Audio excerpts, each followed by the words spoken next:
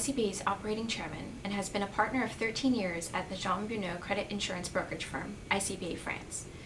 Previously, Emmanuel was a senior risk underwriter for 6 years at Euler Hermes.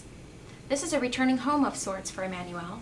He did his graduate studies at the University of Chicago.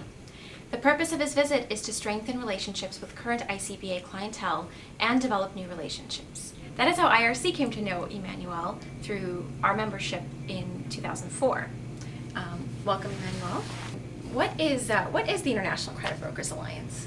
It's an organization that put together all the most specialized credit insurance brokers worldwide. When was it started? It was started about 10 years ago.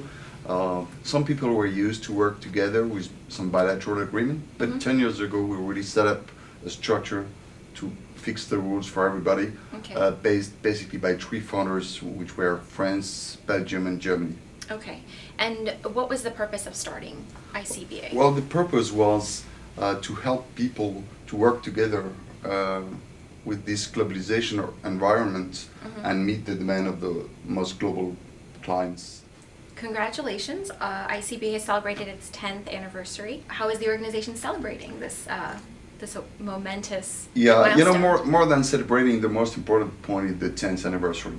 We're in a world where people need consistency, and being the same team working together since 10 years has a great value for clients. I think that's the point more than celebration. In the past 10 years, how has the organization grown? Well, we started 3 members 10 years ago, where Belgium, Germany, and France. We are now 15 members present in 25 countries all over the world. And I think, well, we're pretty in all the places where we want to be, even if we're still looking at some more places. When you look at the list of countries that are a part of the ICBA, one wonders sometimes, why these countries? Well, first of all, there are the largest credit insurance markets. We definitely need to be there, and I mean, no surprise in that. And also, you need to find the right person. So you have to open a country the day you know with whom you can make it. Right. How does that work with 19 different languages? As you know, in business, there is one language, we call it the Globish. Globish is this English that the people speak from all over the world. They can come from Vilnius or from China or from wherever they come. They all speak this language. But the fact is that it works. It's like in the Bible, for the people who know the Bible, it's like the Babel Tower. It works because people look in the same direction. So then you can understand each other, and as long as you share the same value, that's fine. And the language is not the main issue. Emmanuel, why would a company that is involved with international trade want to work with ICBA? Where we have a unique position on the market. We call it the global strategy. I mean, our main competitors act as a global player, and some others are too small in terms of size. Being local means you can fit a global need and an international need, but you really emphasize and insist on the value of the local culture, understanding, language, approach, psychology. I mean, all those things. That's, you can't make a global project successful if your local team doesn't share them. Correct. That's a very good point. So is that how it works? Is that how companies find ICBA? How do they get in touch with an ICBA member? Well, mainly through one of our existing clients that recommend us and want to extend its program or its existing contract. But as well, I mean, we came to the point where we have a strong reputation on the market. So, when there is like a beauty contest, we call it, or bid on the markets, they're probably going to call us to be part of that with the 2-3. As we are in the top 4 in the market, they're going to include us in this kind of bid. An ICBA client can save money by working with an ICBA member. Hope so.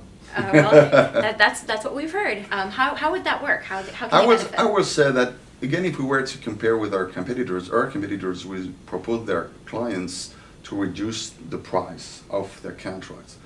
To us, reducing the price is not the priority, as it's easy to do in credit insurance. You just raise deductible or reduce percentage of cover or whatever. Our goal is to reduce the cost. The cost of the bad debt that hurts company. That means you need to be much more an entrepreneur, be close to the client, and share with them all their problems related to receivables. And that's our added value. We really want them to save cost on the problems created by non-payments. Is the typical solution for a company a multi-buyer or single buyer policy? How would you approach it, a company's needs? Well, of course, we have to do tailor-made solutions. It's very much depends on the expectation of our clients.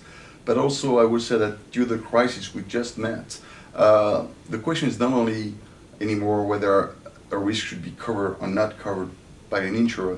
It's sometimes we go more and more towards solution which is sharing the risk via syndication and some new solutions that were not existing before.